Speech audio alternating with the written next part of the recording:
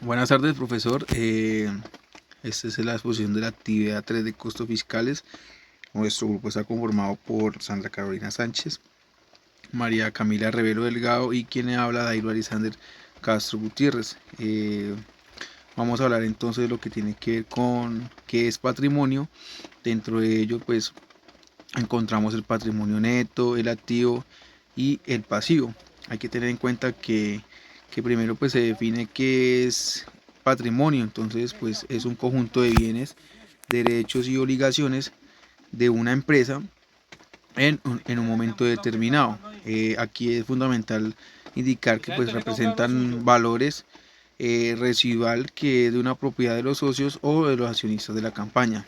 Dentro de esto pues es importante resaltar que está grabado con impuestos del patrimonio, que pues principalmente aquí en Colombia está vigente para ciertos contribuyentes y que pues a su vez aplica a personas naturales o a sucesiones líquidas, que entre pues está lo que tiene que ver el patrimonio líquido superior a los 70.000 a los 72.000 VT, es decir, casi un igual a 3.388 millones aproximadamente en el 2024.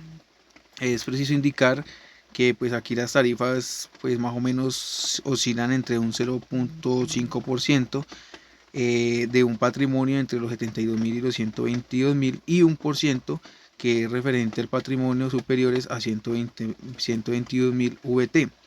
Es preciso indicar que pues cuál es la razón para que deba declararse patrimonio. Pues fundamentalmente hay diversas causas tributarias. Entre ellos encontramos pues la determinación de los impuestos, la supervisión fiscal y a su vez también la evaluación de la capacidad de pago. Dentro de eso encontramos que pues el patrimonio bruto fiscal y patrimonio líquido fiscal, hay que tener en cuenta que el fiscal pues es un conjunto de bienes que puede tener una compañía o un individuo, sin contar las deudas o pasivos que pues tengan en su momento, mientras que el líquido fiscal es un patrimonio bruto menos las obligaciones que acepten fiscalmente. Esto se puede aplicar para determinar pues los impuestos tales como el de la renta presuntiva o pues también el impuesto sobre patrimonio.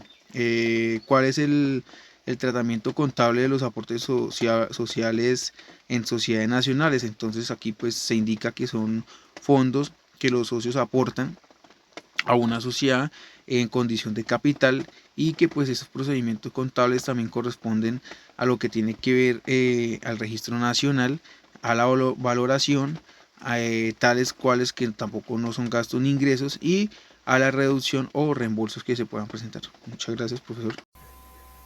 Bueno, hola a todos. A continuación haré una breve explicación sobre el mapa conceptual relacionando algunos conceptos importantes.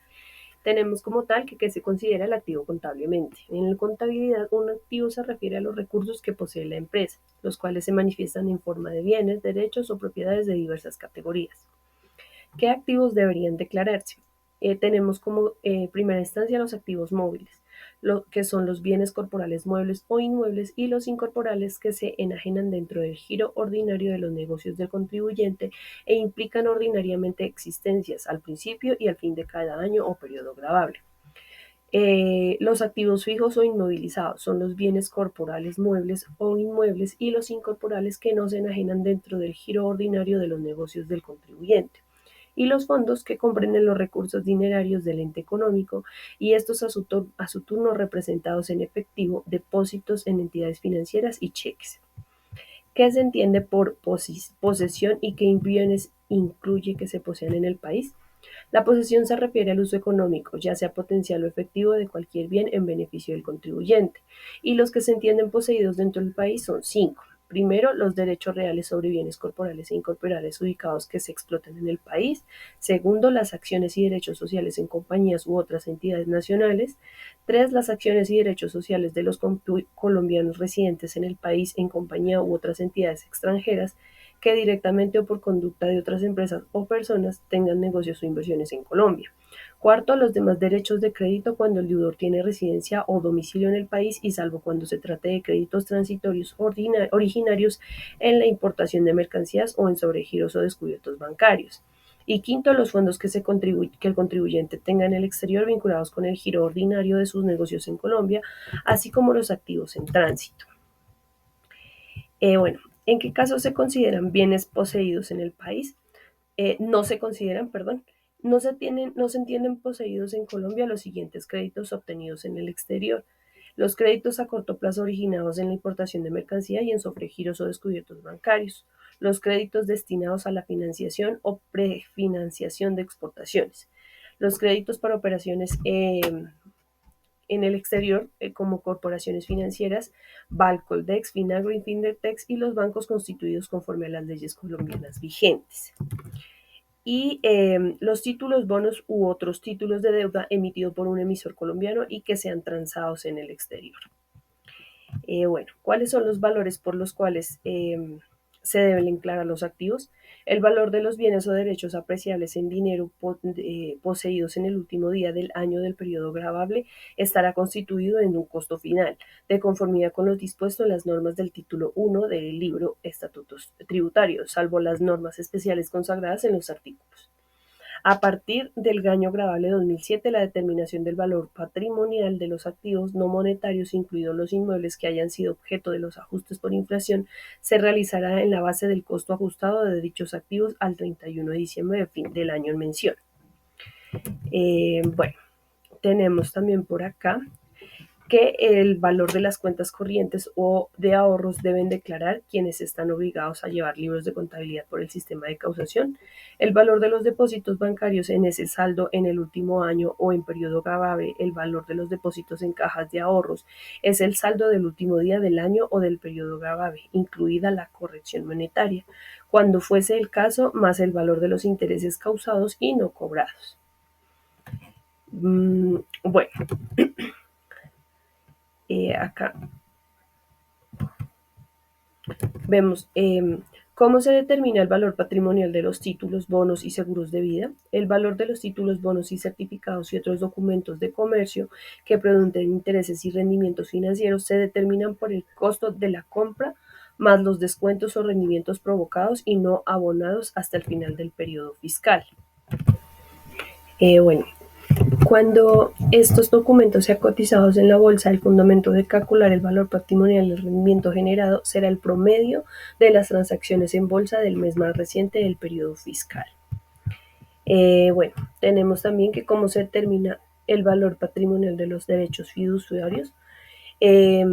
El valor patrimonial de los derechos fiduciarios para el fideicomiso es el que corresponde de acuerdo con la participación en el patrimonio del fideicomiso al final del ejercicio o en la fecha de la declaración. Bueno, ¿qué son las cuentas por cobrar a clientes y cuál es su valor patrimonial? Estas cuentas hacen referencia al importe de los clientes de una empresa por productos o servicios entregados que aún no se han pagado, y estas cuentas representan una línea de crédito concedida en la empresa que suele recuperarse en un periodo corto.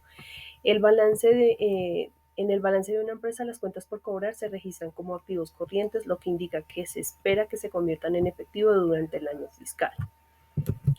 Bueno, tenemos por acá qué son acciones y aportes y cuál es el valor patrimonial de estas poseídas por personas jurídicas. Las acciones y derechos sociales en cualquier clase de sociedades o entidades deben ser declarados por su costo fiscal, ajustado por la inflación cuando haya lugar a ello. Para los contribuyentes obligados a utilizar sistemas especiales de valoración e inversiones, de acuerdo con las disposiciones expedidas al respecto por las entidades de control, el valor patrimonial será el que resulte de la aplicación de tales mecanismos de valoración. Bueno, por este lado también tenemos el concepto de inventarios. Se consideran a los bienes corporales muebles o inmuebles y los incorporales que se enajenan dentro del giro ordinario de los negocios de los contribuyentes e implican ordinariamente existencias al principio y al fin de cada año o periodo gravable. Se refiere a una lista detallada y organizada de los bienes, productos o materiales que una empresa posee en un momento determinado. ¿Qué son activos fijos no depreciables? Estos no se desgastan o no se usan para el proceso productivo. De esta manera no se genera ningún costo o ingreso para la empresa y por lo tanto no hay nada que deducir.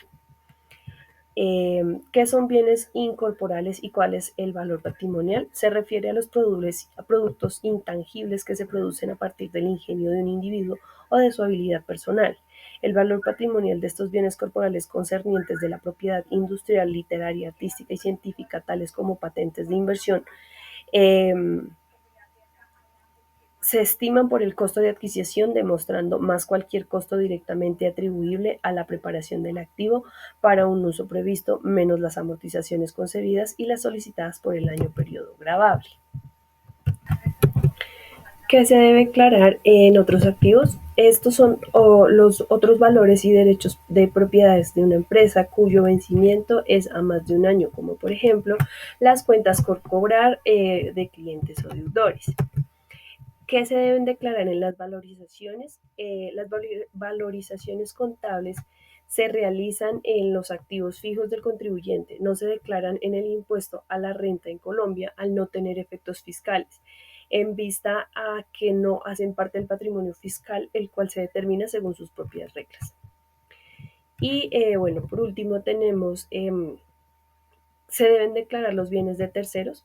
Se consideran ingresos para efectos fiscales aquellos que sean tanto ordinarios como extraordinarios, capaces de generar un incremento neto en el patrimonio en el momento de su percepción. Por lo tanto, aunque el manejo de ingresos para terceros pueda obligar a un contribuyente a declarar la renta, es crucial que en su declaración solo se incluyan los ingresos que efectivamente le pertenecen. Además, es esencial conservar toda la documentación de respaldo que acredite que los demás fondos fueron recibidos por la representación de algún tercero. Muchas gracias. Buenas noches, mi nombre es Sandra Sánchez y el día de hoy vamos a hablar sobre los pasivos. Inicialmente vamos a hablar sobre la definición, que esta hace referencia a las obligaciones o deudas de una empresa o una persona que tiene con terceros. Dentro de su clasificación encontramos los pasivos corrientes, que son todas las obligaciones a menos de un año, y los pasivos no corrientes, que son las obligaciones a más de un año. Un ejemplo son las cuentas por pagar, los préstamos bancarios, las obligaciones laborales o los impuestos por pagar. También hablaremos sobre los requisitos para la aceptación de pasivos fiscales. Este nos habla de que para que el pasivo sea fiscalmente aceptado se debe cumplir con los siguientes requisitos. Dentro de estos encontramos la realidad económica, que debe existir una evidencia documental donde respalde la deuda. También debe haber una relación con el negocio. Esta debe estar asociada a la actividad económica del contribuyente. Un registro contable donde se vea reflejado en libros contables de la empresa. Y sujeto identificado. Este debe identificar claramente el acreedor y la naturaleza de la obligación. También encontramos la estimación de pasivos en moneda extranjera. Aquí encontramos que se debe realizar una conversión, se convierten a pesos colombianos según la tasa de cambio fiscal de la DIAN al cierre del periodo fiscal. Luego se realiza un ajuste por diferencia de cambio, que se debe reconocer la variación en el valor de la deuda debido a la fluctuación de las tasas de cambio. También, por último, debe haber un registro fiscal en donde el pasivo debe reflejarse en la contabilidad bajo los criterios fiscales establecidos. El valor fiscal de las cuentas por pagar al sector financiero. Estas deben incluirse en el valor nominal de la deuda adquirida con entidades financieras sin ajustes adicionales que no hayan sido efectivamente causados. Dentro de estos encontramos los préstamos bancarios, que esto hace referencia a los saldos pendientes de pago al cierre del periodo fiscal. Los intereses causados y no pagados solo se incluyen si están devengados y registrados contablemente. Y las obligaciones con tarjetas de créditos, que esto se refiere a los montos pendientes según el estado financiero. El valor fiscal en un pasivo de un pasivo laboral. Este corresponde a las obligaciones con los empleados, como por ejemplo los salarios por pagar, estos salarios devengados y no pagados al cierre del periodo, las prestaciones sociales como lo que son las cesantías, los intereses de cesantías, las primas y las vacaciones acumuladas. La seguridad social y parafiscales, estos son los aportes a salud, a pensión, a ARL y cajas de compensación causados. El monto a incluir en el valor total adecuado al cierre del ejercicio fiscal. Y por último encontramos el valor fiscal de otros pasivos, que en este encontramos las provisiones fiscales, son solo aquellas que sean legalmente aceptadas, las obligaciones fiscales, que son los impuestos por pagar según la normativa tributaria, y por último encontramos las cuentas por pagar a proveedores, que estas deben estar registradas contablemente y respaldadas con factura. Todos estos deben estar debidamente soportados y cumplir con los principios contables y tributarios. Muchas gracias.